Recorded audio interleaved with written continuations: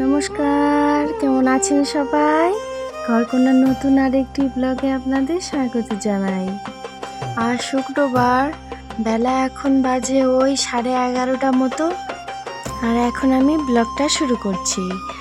আজকে শুরুটা আমসত্ত্ব দিয়ে হোক, টক ঝাল মিষ্টি মিষ্টি আমসত্ত্ব। সবাই আপনারা নিশ্চয়ই এই আমের আমসত্ত্বটা করেছেন, আমরাই পিছিয়ে পড়েছি। আমসত্ত্বটা করতে আমাদেরই একটু দেরি হয়ে গেল, কোনো ব্যাপার না, আমরাও এখন করছি। আপনারাও ঝটপট এটিকে বানিয়ে ফেলুন তো। আমের সিজন কিন্তু শেষ, পরে কিন্তু আর এটিকে বানাতে পারবেন না। চলুন এখন রেসিপিতে আসা যাক। প্রথমে আমি আমগুলোকে ভালো করে ধুয়ে নিয়েছি, তারপরে ওগুলোকে ভালো করে কেটে ওর রসটা ভালো করে বের করে নিয়েছি। এরপরে উনুনে কড়া চাপিয়ে ওর মধ্যে বের করে রাখা রসটা দিয়ে দিয়েছি। এটিকে এখন অনেকটাই গাঢ় করব, যাতে এটি তাড়াতাড়ি শুকিয়ে যায়, টেলটেলে ভাবটা একটু কমে আসে। আর আমি এর মধ্যে দিয়েছি স্বাদ মতো একটু নুন, আর স্বাদ মতো আপনাদের টেস্ট অনুযায়ী দেবেন চিনি। আমিও আমাদের টেস্ট অনুযায়ী চিনি দিয়েছি। আর সামান্য একটু দিয়েছি লঙ্কার গুঁড়ো, যেন কালারটা ভালো আসে এবং খেতে যেন হয় একদম টক ঝাল আর মিষ্টি।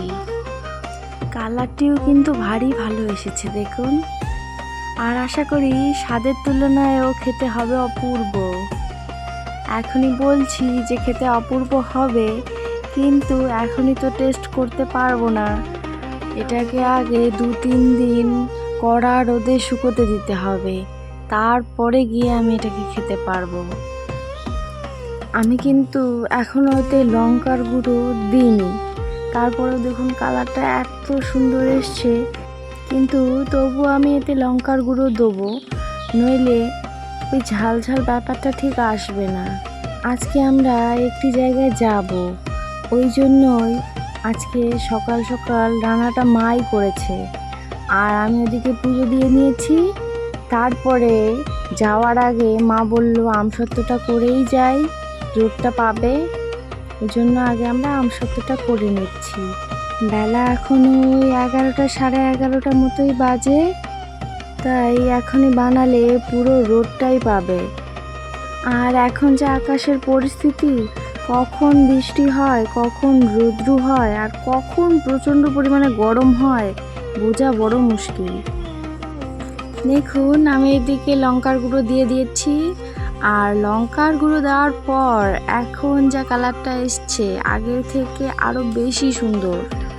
এখন এটিকে আরও ঘন মতো করব, যাতে এটি শুকোতে কোনো অসুবিধা না হয়। আমি আপনাদেরকে বলেছিলাম আমাদের গাছগুলো তো অনেকটাই বড়, যখন আম পাড়া হবে তখন আপনাদের সঙ্গে আমি শেয়ার করব। কিন্তু কি বলুন তো, গাছগুলো এতটাই বড় যে আমগুলো না টুকটুক করে পড়েই শেষ হয়ে যায়, ওগুলোকে আর একসঙ্গে পাড়া হয় না, যার জন্য আমি আপনাদের সঙ্গে ঠিকভাবে শেয়ারও করতে পারিনি। আপনাদের দাদাভাই যদি বাড়ি থাকতো ও নিশ্চয়ই আম পাড়তো, আর আমিও আপনাদের সঙ্গে শেয়ার করতাম, কিন্তু যেহেতু ও বাড়ি নেই তার জন্য আমও পাড়া হয়নি, আর আমি আপনাদের সঙ্গে শেয়ারও করতে পারিনি। দেখুন এইদিকে আমার আমসত্ত্বটা অনেকটাই ঘন হয়ে এসেছে, আর কিছুটা ঘন হয়ে এলেই আমি এটাকে নামিয়ে নেব। আমের পরিমাণটা যেহেতু এখানে ছিল অনেক, তাই আমের রসটাও অনেকটাই হয়েছে, যার জন্য একটু টেলটেলে ভাব আছে, তাই এটা শুকোতেও বেশ খানিকটা সময় লাগছে। আমসত্ত্বের কালারটি এত সুন্দর এসছে, আমসত্ত্বের সুগন্ধটাও কিন্তু ভারী ভালো এসেছে, মনে হচ্ছে খেতে নিশ্চয়ই ভালো হবে। আমসত্ত্বটা এমনই একটি রেসিপি, আপনারা পরেও এটিকে সংগ্রহ করে রাখতে পারবেন, অনেক দিন খেতে পারবেন। ওই জন্য আপনারা আপনাদের স্বাদ অনুযায়ী এতে নুন, চিনি এবং লঙ্কার গুঁড়ো ব্যবহার করবেন। আর এগুলোকে ভালো করে শুকিয়ে রাখবেন, দেখবেন নষ্ট হবে না, অনেক দিন থাকবে। আমসত্ত্বের রেসিপি এভাবেও করা যায়, আবার এটাকে রান্না না করে এমনিভাবেই রোদে শুকোতে দেওয়া যায়, যারা যেরকমটা পছন্দ করে। আমসত্ত্বটা একভাবেই জাল দিতে হবে আর ভালো করে নাড়তে হবে, নইলে কি বলুন তো, নিচে লেগে যাওয়ার চান্স থাকে, আর নিচে যদি একবারটি লেগে যায় তাহলে ওটা একদম পুড়ে যাবে। দেখুন কি সুন্দর, এখন অনেকটাই ঘন হয়ে এসেছে। দেখুন টেলটেলে ভাবটি আর নেই। এই আমসত্ত্বের রেসিপি আমাদের বাড়িতে প্রত্যেকবারই হয়, ওই জন্য এইবারও কিন্তু ব্যতিক্রম নয়। এদিকে আমি নামিয়ে নিয়েছি, আর এদিকে মা এগুলোকে এখানে ঢেলে নিচ্ছে। দেখুন কতটা ঘন হয়ে এসেছে, আর কালারটিও কিন্তু দুর্দান্ত এসেছে। দেখুন এগুলোকে এখন ভালো করে রোদে শুকোতে দিতে হবে। ও আমি তো বলতেই ভুলে গেছি, থালা দুইটির মধ্যে আমি আগে থেকেই একটু তেল মেখে রেখেছিলাম, যাতে যখন এগুলো শুকোবে তখন তুলতে অসুবিধা না হয়। আপনাদেরকে আমি একটি আমার সিক্রেট বলবো, কি বলুন তো, এই যে আমসত্ত্বগুলিকে রান্না করলাম, তারপরে এগুলি এখন শুকোতে দেবো। ভাবি কখন এগুলো শুকোবে আর কখন আমি একটু টেস্ট করব। যাকে এগুলোকে একটু সমানভাবে আমি ঝাঁকিয়ে নিয়েছি, যাতে এগুলো সমানভাবে বসে। দেখুন আমাদের থালা রেডি, এখন এগুলোকে একেবারে রোদে শুকোতে দিয়ে দেবো। কালারটি কিন্তু অপূর্ব এসেছে, দেখুন খুবই ভালো লাগছে। আমার ঠাম্মা বলতো, আগে নাকি দেখুন দাড়ি, তারপরে নাকি গুণ বিচারি। কথাটা কিন্তু এই আমসত্ত্বটির জন্য যাচ্ছে, কারণ এখনও তো আমি টেস্ট করিনি, কিন্তু উপর দিক দিয়ে মনে হচ্ছে ভালোই হবে। আমসত্ত্বগুলো শুকোতে দিয়ে আমরা খাওয়া দাওয়া করে মা আর আমি বেরিয়ে পড়েছি। বাড়িতে বাবা আছে, আমসত্ত্বগুলোকে বাবাই পাহারা দেবে। আমরা এখন টোটোতে করেই যাচ্ছি, আমরা যাব আমাদের ভিডিওতে মায়ের কিছু কাগজপত্র জমা দেওয়ার জন্য। আমরা অনেকটা রাস্তা এসে পড়েছি। আপনাদের তো বলাই হলো না আমরা কোন জায়গাটায় যাচ্ছি।